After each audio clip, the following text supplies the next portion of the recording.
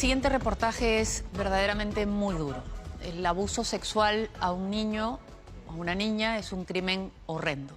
Y cuando lo comete una figura de autoridad o una figura de confianza, se vuelve mucho peor aún, mucho más traumático, porque no solo es la violencia, sino la absoluta ruptura de lo que es la confianza en alguien en quien se creía. Y esto es lo que sucede en los casos que vamos a presentar a continuación. 3 casos de abuso sexual cometidos por sacerdotes. 3 mujeres que siendo niñas fueron abusadas y que hasta el día de hoy no encuentran justicia. No la han encontrado en el sistema de justicia del país y no la han encontrado tampoco en la iglesia. Lo más indignante es que en uno de los casos incluso el sacerdote ha aceptado que cometió estos actos. Y aún así, no ha pasado mayor cosa, lo cambiaron de parroquia. Ellas no obtienen justicia, no obtienen reparación. Y su dolor es tan grande que han decidido dar la cara, contar su historia y pedir que por favor esto no siga sucediendo, porque mientras estas personas estén sueltas, mientras no haya justicia para ellas, puede haber más víctimas, no más complicidad. El reportaje es de Marlene Chuquemango.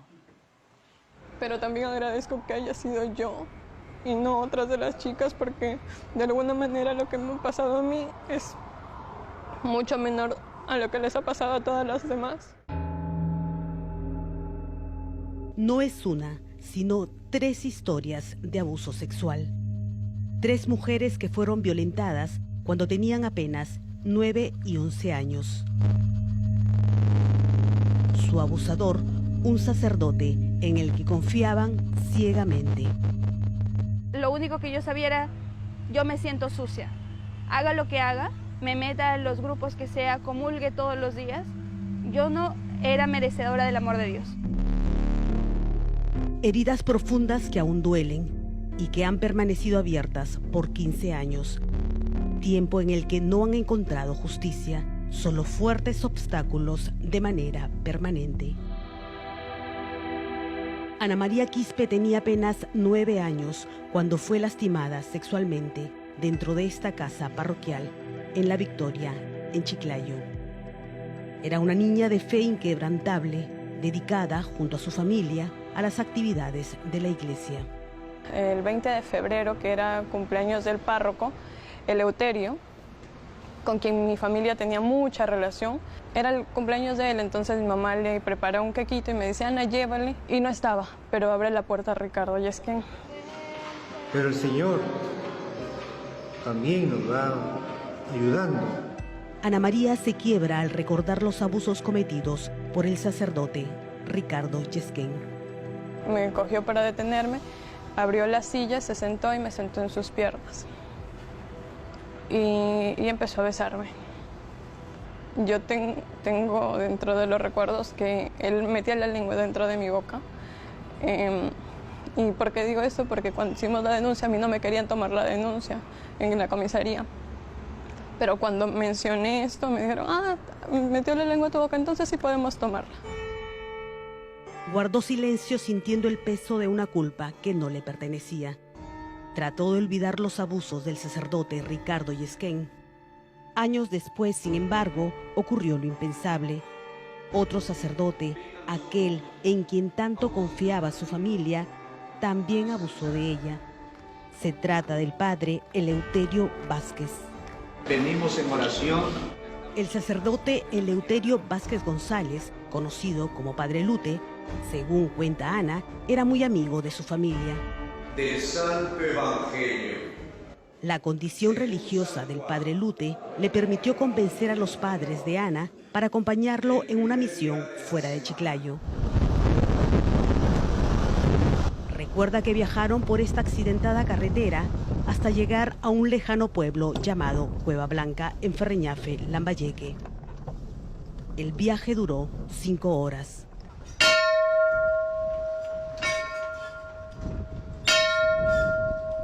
Y fui a la capilla y me senté en la parte de atrás. La misa terminó y el sacerdote buscó una casa en el pueblo para pasar la noche. La obligó a ocupar la misma cama. Me acurruqué así Y él se acuesta y me abraza, me coge con sus brazos y con sus piernas, me envuelve así. Y yo me quedé helada, me hice la dormida, no dormí nada y luego me levanté, de unas horas ya me levanté a vomitar. Ambos abusos fueron denunciados ante el entonces obispo de Chiclayo, hoy cardenal en Roma, Robert Prevost. Robert Prevost es un cardenal que ocupa uno de los cargos más influyentes en la Santa Sede. Desde el Vaticano, bajo la mirada del Papa Francisco, Prevost tiene la delicada tarea de designar a los obispos en todo el mundo. Consejero del pontífice que durante años mantuvo un silencio cómplice ante severas acusaciones de abuso sexual cometidos en el Perú. Un cardenal está llamado a servir en la iglesia. El cardenal Prevost archivó las denuncias por abuso sexual a 3 menores contra los sacerdotes Eleuterio Vázquez y Ricardo Yesquén, cuando era obispo en Chiclayo en 2022. Creo igual que Monseñor Prevost ahora por así decirlo, con el poder que tiene la posibilidad de hacer mucho bien porque sabe de los casos, sabe que son ciertos. La Iglesia no investigó a profundidad el caso, como tampoco lo hizo con otras 2 denuncias que se sumaron a la de Ana María. Denuncias que señalan también al sacerdote Eleuterio Vázquez. Yo desde pequeñita lo he conocido, o sea, era como un tío para mí, o sea, muy, muy cercano. No un tío lejano, era un tío muy cercano para nosotros. Para mí era un santo, para mí era un santo. La Eucaristía fue profanada. El sacerdote Eleuterio Vázquez, además de ser amigo de la familia, era el soporte y el guía espiritual. La joven, a quien llamaremos Lucía, creció en la Iglesia Católica, perteneció al coro, a la catequesis y a grupos parroquiales. Su tranquilidad espiritual dio un giro a los 11 años, cuando el padre Lute la invita a apoyar en una misión. No voy a ir a Incahuasi, sino a otro lugar que se llama Cueva Blanca, que está más arriba. Es un lugar que hace frío, lleva con qué abrigarte. Salieron de Chiclayo, se internaron por estos solitarios caminos de trocha, cruzaron la Puna y llegaron a la capilla Cueva Blanca, el mismo lugar a donde el padre Lute llevó a Ana María. La lejanía del lugar implicaba que debían pasar la noche en Cueva Blanca. Acomodó la cama y me dijo, ya acuéstate. Entonces me acosté, yo me acosté al lado de la pared y él al lado del filo de la cama. Y en la noche, ya cuando estamos durmiendo, yo siento que él empieza a abrazarme. Y me abraza, pero por debajo del polo, en la espalda, tocándome la espalda. Obviamente fue incómodo. Aunque el tiempo ha pasado, los pobladores de Cueva Blanca aún recuerdan al sacerdote Eleuterio Vázquez. Bueno, él llegaba a hacer misas. En primero empezó en Congacha, hacer la misa cada primera semana de cada mes. Empezó viniendo solo. Ya después, para acá, para Cueva Blanca, ya llegó con unas familias de Cotiquero. Venían en camioneta, venían mujeres, hombres, niños.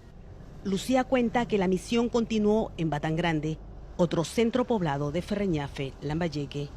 La experiencia que vivió junto al sacerdote es aún más sórdida. Cuando llegamos a Batán Grande, él me dijo, ya no vamos a Chiclayo porque ya es de noche. Cuando estamos durmiendo, yo siento nuevamente que me abraza, pero esta vez no pone sus manos debajo de mi polo, sino que me abraza cara a cara, me abraza, o sea, cara a cara así, y empieza a decirme, como a susurrarme al oído de, te voy a enseñar algo que te va a gustar. Me dice, mira, y empieza a levantarme y a sobarme en él. Entonces yo empiezo a sentir duro, yo siento su miembro, y obviamente fue así como, ¿qué está pasando? ¿Qué está pasando? Yo, aunque tenía esa edad, yo no sabía qué sucedía cuando un hombre se excitaba. Yo no lo entendía. Lucía tenía apenas 11 años. Su inocencia era arrebatada en un cuarto parroquial por un sacerdote a kilómetros de su casa. Y él empezó a sobarse y empezó a decirme, ¿te gusta? ¿Te gusta?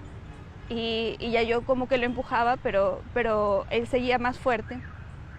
Y ya yo no le contestaba cuando él me preguntaba eso, hasta que cambió la pregunta a, tú no me quieres, ¿verdad? Tú no me quieres, tú me aborreces, tú me aborreces. Y como era muy incómodo, mi única salida fue rascarle la cabeza. Le rasqué la cabeza y le dije, sí, lo quiero, padre, pero ya duérmase, ya es tarde. También cuando se despide de mí lo veo como molesto. Entonces a mí me queda esa sensación de quien hizo mal fui yo. Si pasó algo fue por mi culpa. En el caso del Vaticano, lo que se ha mandado simplemente ha quedado también, no sabría decirte si en el aire, porque el término no es en el aire, pero se informó, pero ya, digamos, Vaticano no responde más. Yo quiero que 2 niños vengan aquí. Ruth es otra víctima del sacerdote Eleuterio Vázquez, a quien conoció cuando tenía 8 años. Para mis papás era como un hermano, pero de mucha confianza, porque se puede decir con la familia de por sí hay esa unión, pero con él era como demasiado, o sea, como que puedo confiar en ti. Pero la confianza se rompió una noche en esta casa parroquial de la iglesia San José Obrero de la Victoria en Chiclayo. Ruth tenía 13 años. Relata que llegó con su hermano a visitar al padre Lute para participar de la misa como otras veces lo hizo. Esa noche fue distinta. Ahí empezó su tormento espiritual. Pero le pidió a mi hermano que vaya a ver si ya todo estaba listo. Entonces, por el anexo que hay de la casa parroquial hacia la parroquia, mi hermano se fue. Y en eso nosotros ya nos hemos puesto de pie. Cuando nos hemos puesto de pie, él me ha abrazado de tal forma que mis manos quedaron atrapadas, me han levantado y se puede decir su cara estaba en esta posición e intentaba besarme y yo como forcejeaba e intentaba que no me bese. Luego he sentido algo duro abajo, rozando mis piernas, mi entrepierna, y en eso hemos escuchado que venía mi hermano y me ha bajado. Según el testimonio de Ruth, sin ningún remordimiento, el padre Lute caminó al púlpito, levantó la mirada hacia las imágenes sagradas, ofició la misa y presentó el ofertorio. Porque esto es mi cuerpo, que será entregado por ustedes. Ese día, recuerda Ruth, el discurso fue el perdón. En la homilía empezó a decir de que los sacerdotes son personas, cometen errores, y que nosotros tenemos que saber perdonar. Entonces fue como una homilía totalmente dirigida hacia mí. Lo más indignante de esta historia es que el sacerdote Eleuterio Vázquez confesó al hoy cardenal Robert Prevost Martínez y a los obispos de aquel entonces haber cometido los abusos sexuales. No solamente que ha reconocido los hechos, sino que el padre ha aceptado no ejercer, no celebrar la misa. Luego hablamos con Monseñor Prevost. Él me dice sobre tu caso, no hay más que se pueda hacer porque Ricardo Yesquén tiene depresión. Con respecto al Eleuterio, lo mismo les pido disculpas en nombre de la Iglesia. Esto es muy doloroso. Las autoridades de la diócesis de Chiclayo, que conocían las denuncias y los posibles delitos cometidos por el padre Eleuterio Vázquez, no lo removieron de la iglesia, lo cambiaron de parroquia para que siga ejerciendo el sacerdocio. No te voy a engañar, que no es que le hayan quitado las licencias. Monseñor Roberto lo único que le dijo fue, mira, fíjate, no te vengas a Chiclayo, por eso que él estuvo en Santa Cruz. Lo que sí te puedo decir es algo que imagino ya sabrás, los padres de Santa Cruz que no conocen el caso, sí ellos lo han acogido en la parroquia de Santa Cruz y él está celebrando allí. La denuncia dentro de la iglesia no tiene tiempo de prescripción. Para ejercer su denuncia, sin embargo, necesitan que la propia iglesia les designe un abogado canónico, que hasta hoy les ha sido negado. Ellas presentaron un abogado, pero a través de un comunicado, la iglesia lo ha retirado. El reverendo Coronado Arrascue, del clero de la diócesis de Cajamarca, no puede recibir la aprobación para fungir como abogado eclesiástico. Lo que me afecta en sí es el hecho de que la iglesia no haya hecho nada para investigar. Eso es lo que ahora me indigna. Su pedido de justicia al cardenal Robert Prevost se estrelló contra los muros de la iglesia. Prevost es uno de los hombres más cercanos al Papa Francisco. Fue él quien recibió y escuchó a las 3 víctimas que hasta ahora no encuentran justicia. Siempre nos han enseñado que la iglesia es nuestra madre, pero una madre cuida.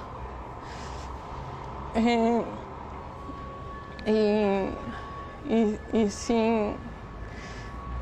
sí nos ha chocado muchísimo, me ha chocado muchísimo, no tengo en quién confiar. No me deja vivir tranquila con respecto a nada. Yo sí me sentía muy culpable de lo que había pasado y a la vez rezaba de que eso no haya sucedido. O sea, era como el por favor que esto no haya sucedido. No había día que no llore, no duerma rezando eso. Buscamos la versión del obispado de Chiclayo. Ya no se encuentra. Ante la insistencia, nos enviaron este comunicado que se emitió el año pasado, informando que el caso ha sido elevado a la Santa Sede. La Iglesia sigue envuelta en escándalos de abuso sexual, sigue manteniendo a sacerdotes que entre rezos y alabanzas violentan la inocencia de niñas a las que quebrantan la fe y las arrojan a un tormentoso infierno cargado de angustia y desconsuelo.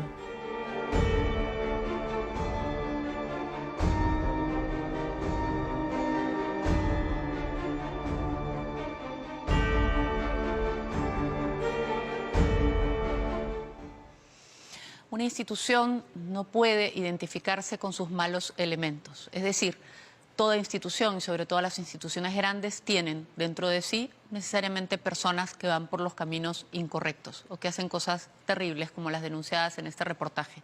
Pero justamente para poder seguir respetando la institución y para que esta institución pueda seguir contando con la confianza de todos, esta misma institución tiene que tomar las medidas adecuadas y en el tiempo correcto. Estas denuncias son graves, dicen que ya fueron elevadas a la Santa Sede, pero las víctimas no se sienten apoyadas, ni siquiera les reconocen al abogado que necesitan. Si el abogado que ellas han conseguido por alguna razón es rechazado, pues pónganles un abogado. Pero realmente estas personas merecen justicia y sobre todo hay que cuidar que no se den más estos casos y para eso se tiene que tomar acción.